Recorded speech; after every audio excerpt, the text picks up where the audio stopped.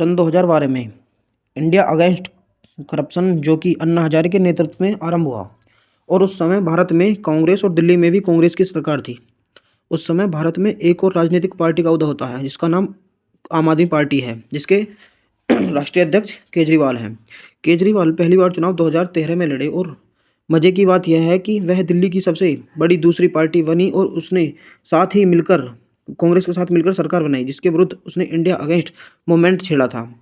2015 में केजरीवाल 67 सीटों के साथ मुख्यमंत्री बने और उन्होंने दिल्ली में और देश में फ्रीबीज कल्चर की स्थापना की। बात कुछ ऐसी है कि पिछले 10 सालों में दिल्ली में केजरीवाल की सरकार है और केजरीवाल ने जनता को फ्रीबीज की आदत डालकर उनके मुद्दों से उन्हें भटकाया।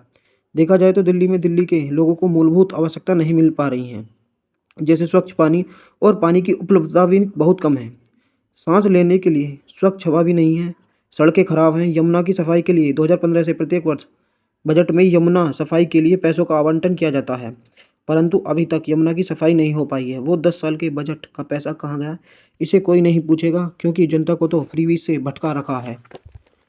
आम आदमी पार्टी को आम आदमी पार्टी की सरकार ऐसी है जो किसी भी राज्य में ऐसी सरकार नहीं है और उसे जनता से कोई लेना देना नहीं है।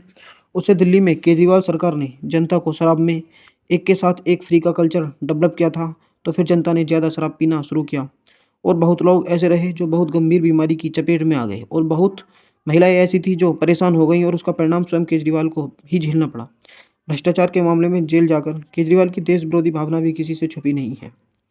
दिल्ली 2019 में एनआरसी सीए के विरोध में दंगे हुए, उसमें कौन शामिल था?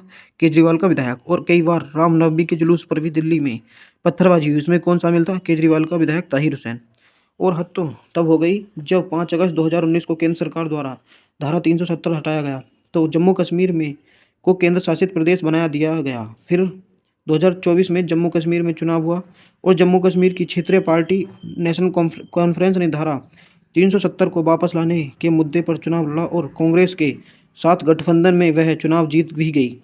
और फिर क्या था? दिल्ली की जनता के प्यारे और लोकप्रिय केजरीवाल जी ने धारा 370 को वापस लाने और जम्मू के अलग संविधान को दोहराने के समर्थन में अपने एक विधायक का समर्थन नेशनल कॉन्फ्रेंस को दिलवा दिया। भारत विरोधी भावना जनता को समझनी होगी और जनता ऐसे नेता को चुनाव करना चाहिए जो जनता के मुद्दों के हितों में हो और देश की संप्रभुता और अखंडता को बनाए रखे।